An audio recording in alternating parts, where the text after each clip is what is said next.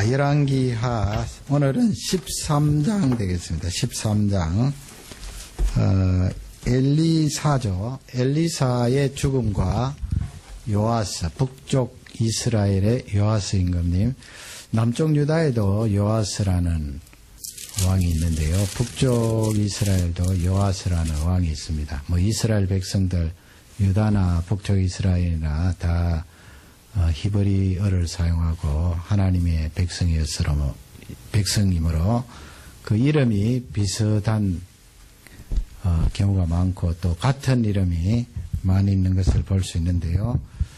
그 예후라고 지난 시간에 했잖아요. 예후.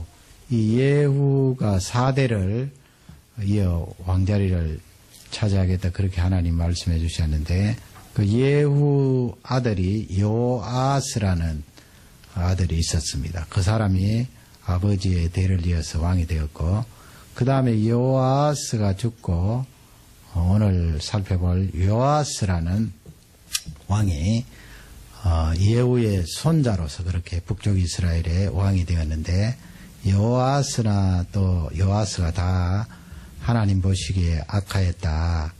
느바스의 아들 여로보암의 죄에서 떠나지 않았다. 그렇게 성경은 기록하고 있는데 오늘은 왕하 13장입니다. 13장을 다 펼치시기 바랍니다. 그 13장 내용은 엘리사의 죽음이 나옵니다.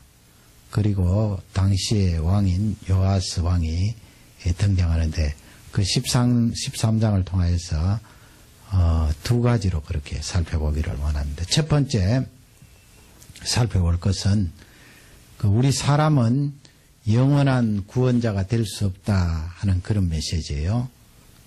사람은 영원한 구원자가 될 수 없다. 이 세상에서 사람으로 태어난 존재 가운데 예수님을 제외하고는 어떤 사람도 영원한 구원자가 될 수가 없습니다. 오직 유일하게 예수 그리스도만이 우리의 영원한 구원자요 메시아다 하는 것을 알려주고 계시는데 무엇을 통해 알 수가 있나요? 엘리사 선지자의 죽음을 통해서 우리가 그것을 확증할 수가 있습니다. 그러므로 우리의 의지의 대상은 사람이 아니고 하나님이다. 하나님을 바라보고 철저히 하나님을 의지해야 된다는 것을 알려주고 있습니다. 그러면 13장 14절이에요. 14절을 다 같이 읽도록 하겠습니다. 엘리사가 죽을 병이 들매 이스라엘 왕 요아스가 저에게로 내려가서 그 얼굴에 눈물을 흘리며 가로되 내 아버지여 내 아버지여 이스라엘의 병과 마병이여 하매 그 요아스 임금님이 엘리사가 있는 곳으로 내려가는데 그 성경은 죽을 병이 들었다. 누가요? 엘리사 선지자. 엘리사 선지자 하면 굉장한 능력과 이적을 행한 그런 선지자잖아요. 그럼에도 불구하고 그도 역시 인간인지라 그 창세기에 타락한 이후로 질병이 그에게 찾아오고 죽음이 찾아왔습니다. 그에게 찾아온 질병은 바로 하나님 앞에 가기 위한 그런 죽음의 과정이지요. 그 엘리사 선지자가 그런 능력과 기적을 행하면서 이 세상을 살았는데 왜 자기는 질병에 걸려서 죽어가고 있는가 그렇게 이야기하면 안 됩니다. 엘리사도 사람이고 그도 죄인이고 또 하나님 앞에 쓰임받다가 이렇게 질병으로 세상을 떠나게 되는 것입니다. 요아스가 그렇게 찾아와서 뭐라고 말합니까? 엉엉 울지요. 그리고 내 아버지여 그렇게 왕이 이야기를 합니다. 아무리 그 하나님의 선지자 앞이지만은 왕이 내 아버지여 그렇게 한다는 것은 이 요아스가 엘리사 선지자를 많이 의지했다 하는 것을 알 수 있는데 그 의지한 중점적인 내용이 무엇입니까? 하반절에 보면 이스라엘의 병거여 이스라엘의 마병이여 그렇게 합니다. 그러니까 이 엘리사 선지자가 이스라엘 나라 전쟁하는 데 승리를 안겨주고 많은 도움을 주었다 하는 것을 알 수가 있습니다. 한 나라의 임금님이 되면 골치 아픈 일이 많겠지요. 그 가운데 다른 나라, 다른 민족들이 침략을 해왔을 때 그걸 잘 무찌르고 승리를 거두어야 되는데 어려울 때가 많잖아요. 더 강한 나라도 많고 또 이 군대를 통솔하고 또 이끌고 직접 옛날에는 전쟁터 나가야 되는데 보통 일이 아닙니다. 그런 상황 가운데 이 엘리사 선지자가 여러 가지 전술도 가르쳐주고 그 전술이라는 것은 하나님께서 엘리사에게 말씀해 주셔서 앞으로 어떻게 하면 전쟁에 승리한다는 것을 미리 지시해 주었기 때문에 이 왕으로서는 대단히 도움이 많이 되는 그런 선지자였어요. 골치 아픈 일들을 떨쳐버리고 전쟁에 승리할 수 있는 결정적인 기여를 한 사람이 바로 이 엘리사 선지자였어요. 그러나 이제 병들어서 죽게 되니까 많이 안타까운 것 아니에요. 자기 오른팔과 같았던 그 하나님의 선지자가 세상을 떠나니까 내 아버지여 말하면서 이제까지 병 것처럼 이스라엘의 마병처럼 이스라엘을 지켰는데 세상 떠나면 어떻게 됩니까? 엉엉 우는 거예요. 그러나 성경은 정확하게 말씀을 하지요. 그 엘리사도 아무리 큰 능력을 행하였지만은 한 사람으로서 이 세상을 떠나야 된다. 그가 살아있을 때 행한 기적들, 능력들은 다 하나님께로부터 온 것이다 하는 것을 철저히 알려주는 거예요.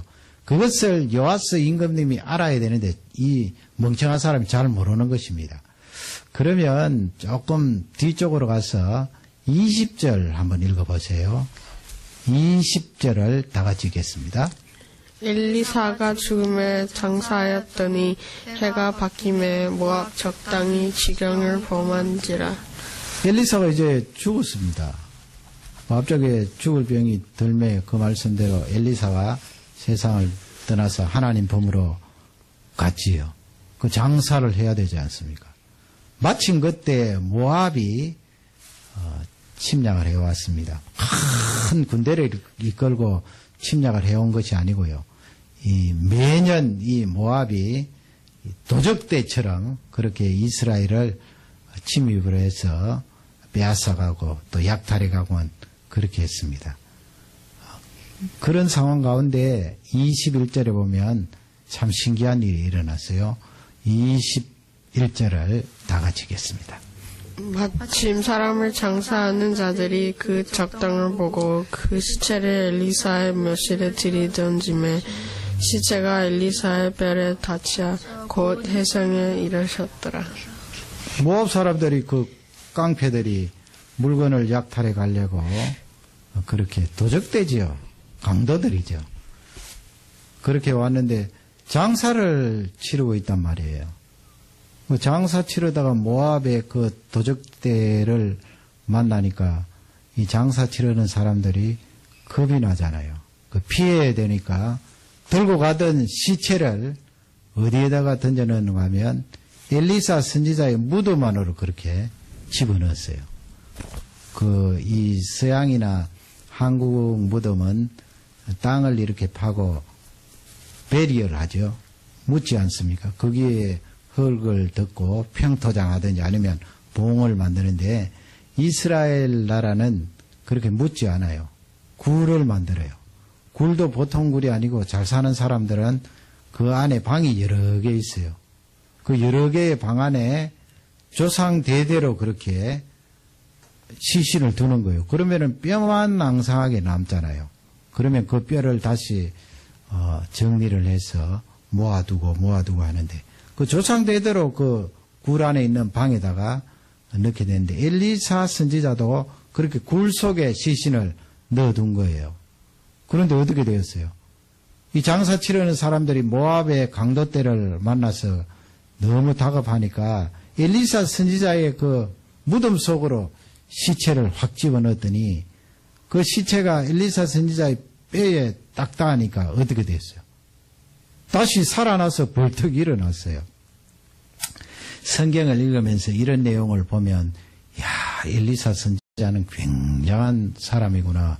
어떻게 죽어서 영혼이 떠나고 살은 썩어져 없어지고 뼈만 앙상하게 해골만 남았는데 그 해골에게도 능력이 나타나서 죽어있던 시체가 살아나는가.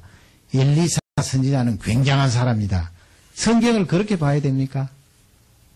지금 하나님께서 그와 같은 일이 일어나도록 하신 것은 성경을 그렇게 보라는 말씀 아니에요. 엘리사 선지자가 위대하고 죽어서까지도 능력을 행한 그런 사람이다. 그렇게 보면 성경을 잘못 본다는 것을 우리에게 지적을 하고 있습니다. 그러면 거기서 우리에게 주시는 메시지가 뭔가요? 엘리사 선지자는 이미 죽었잖아요. 해골만 남아있는데요. 그 죽어 해골만 남아있는 엘리사 선지자에게서 무슨 레이저 광선이 나옵니까? 무슨 아니면은 사람을 살리는 그런 희한한 빛이 나옵니까? 그런 게 아니지요. 거기서 죽어있던 시체가 다시 일어나 살아난 것은 하나님의 능력이 그 무덤에 임한 거죠. 엘리사 선지자가 그렇게 한 거 아니에요. 하나님의 능력이 나타난 거예요. 하나님께서 그 순간 능력을 그 무덤에 부으셔서 죽은 사람을 살리신 거예요. 그러므로 거기에서 우리에게 주는 중요한 메시지는 하나님께서 요아스 임금님과 북쪽 이스라엘 사람들에게 주시는 메시지가 있어요. 이 세상에 사는 사람들은 영원한 구원자는 하나도 없다는 것을 알려주고 있습니다. 그러므로 영원한 구원자인 하나님을 바라보고 의지하라는 메시지예요. 그리고 엘리사 선지자가 살아있을 때 하나님의 말씀을 선포하고 전개했는데 그 말씀은 영원토록 간다는 것을 하나님께서 무덤 속에서 능력이 드러나게 하셔서 이스라엘 백성들에게 알려주신 것입니다. 그러므로 오늘 저녁 우리가 한 가지 붙들어야 될 것은 영원한 구원자는 우리에게 없다. 오직 예수님뿐이다. 사람 구원자는 없다. 그러므로 하나님을 의지하고 하나님을 붙들어야 된다. 하나님 말씀은 영원토록 유효하고 하나님 말씀이 우리를 붙들 것이다 하는 것을 믿어야 됩니다. 그렇게 첫 번째로 하나님의 말씀, 하나님을 붙들면 하나님께서 다른 도울 존재들을 우리에게 허락하시기도 합니다. 우리가 이 세상 발을 붙이고 살면서 하나님만 의지하고 하나님만 바라본다고 해서 이 세상 살아가는 모든 사람들 관계를 끊고 직장도 관계를 끊고 사업체도 관계를 끊고 그래 갖고는 안 되겠지요.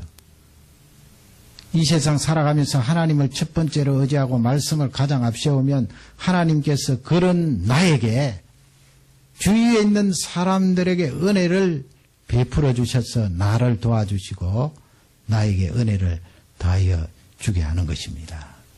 이스라엘 백성들 엄밀하게 말하면 남쪽 유다 백성들이 바벨론의 포로로 잡혀가잖아요.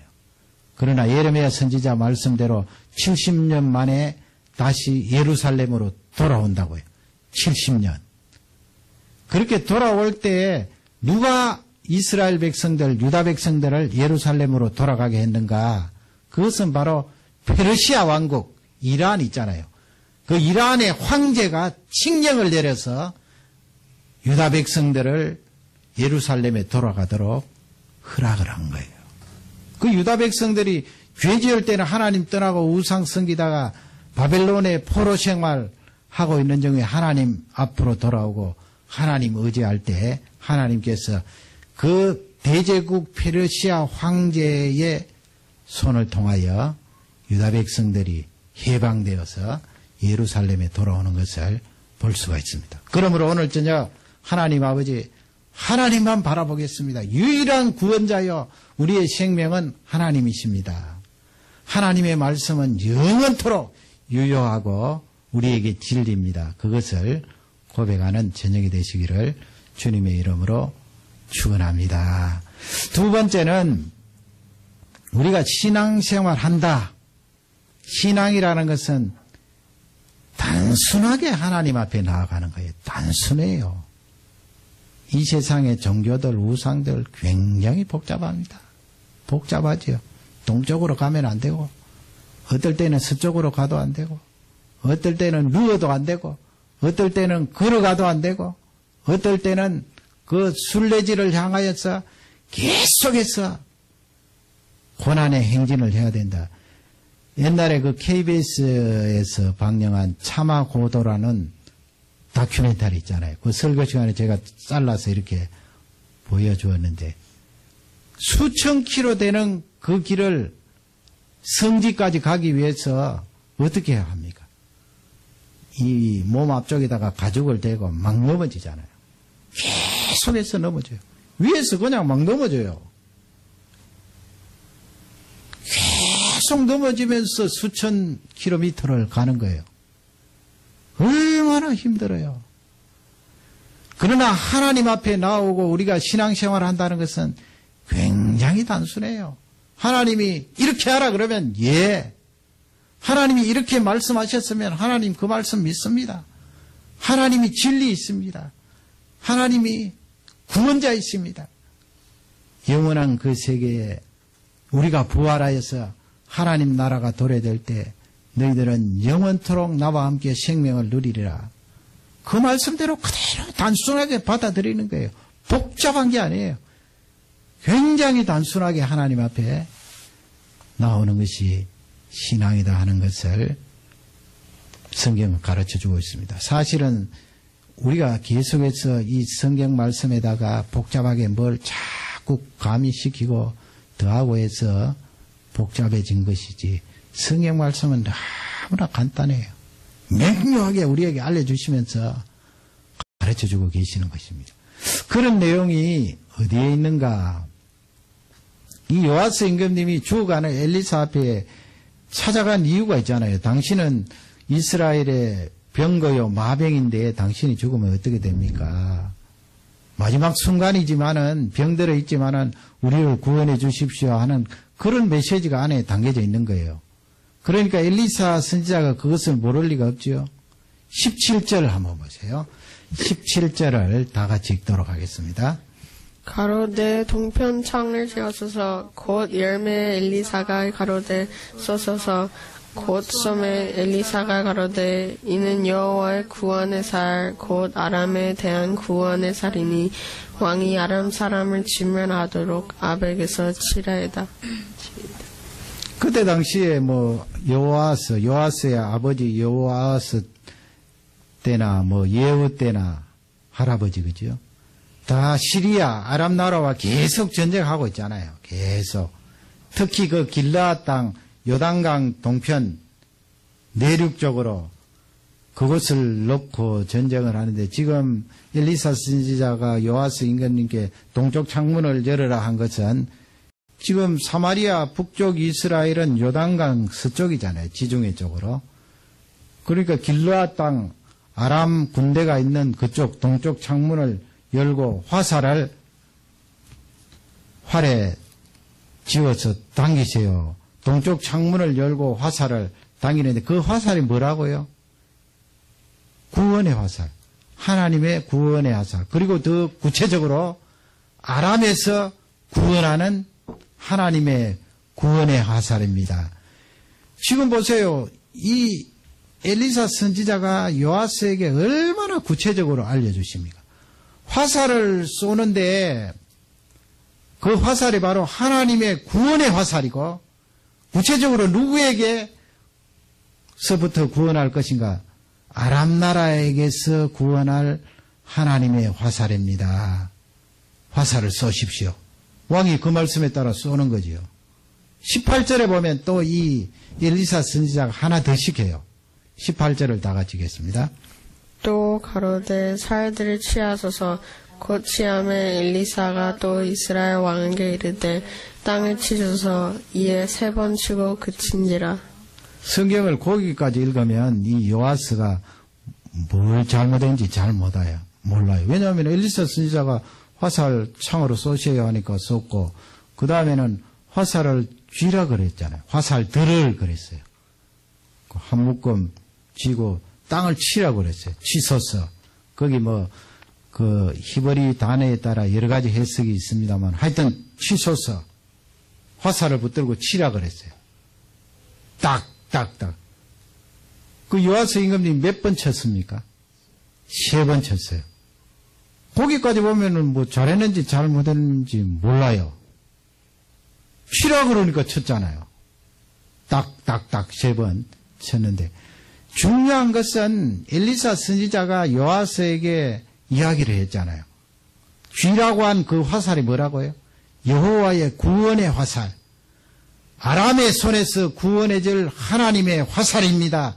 쏘십시오. 내리치십시오 했는데 요아스 임금님이 3번 땅땅땅 쳤어요.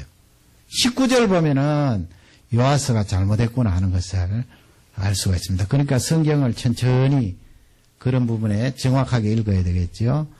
우리 19절을 다 같이 읽겠습니다. 하나님의 사람이 노하여 가로되 왕이 5, 6번을 칠 것이니이다. 그리하였다면 왕이 아람을 진멸하도록 쳤으리이다. 그런즉 이제는 왕이 아람을 3번만 치리이다 하니라. 지금 엘리사 선지자가 병들어서 죽어가고 있는데 얼마나 화가 나겠어요. 성경은 간단하게 그렇게 기록되어 있지만 당시에 그 요아스 임금님과 엘리사 선지자 그 상황을 한번 보세요. 몸은 아프고 시름시름 알아가는데 말을 분명히 했잖아요. 여호와의 구원의 화살이라고. 그리고 아람을 치는 화살입니다. 치라 그러면 3번 쳐서 되겠어요. 왜냐하면 아람과의 전쟁이 아합 임금님 때도 있었고 계속 되는 거 아니에요. 이 시리아와의 전쟁이 계속되고 있어요. 계속되고 있으면 1번, 2번 쳐서 되겠어요? 3번 쳐서 되겠습니까? 그러니까 엘리사 선지자가 5번 내지 6번 그렇게 쳐야 되는데 왜 하나님의 말씀이 여호와의 구원의 화살이라고 말했는데 3번 치고 그만두느냐고. 이 요아스 임금님이 단순하지 않아요. 그러므로 당신이 3번 쳤기 때문에 아람 나라와 전쟁에서 3번만 이길 것입니다. 그러면 하나님께서 우리에게 주시는 중요한 말씀이 무엇입니까? 내가 이렇게 말하면 단순하게 순종하고 따라오면 된다는 거예요. 하나님의 구원의 화살. 아니 이거 화살 이게 무슨 하나님의 구원의 화살인가? 어떻게 보면 요아스 임금님이 시큰둥했을지 몰라요. 이게 무슨 구원? 직접 아람 나라 임금님을 향해서 화살을 쏘라 그러면 실감이 나는데 그냥 선지자 앞에서 화살을 쏘십시오. 뭐 공중에 픽 날아가다 떨어졌는데 그리고 화살 쥐십시오. 치십시오. 여러분 그게 무슨 하나님의 구원의 화살 같습니까?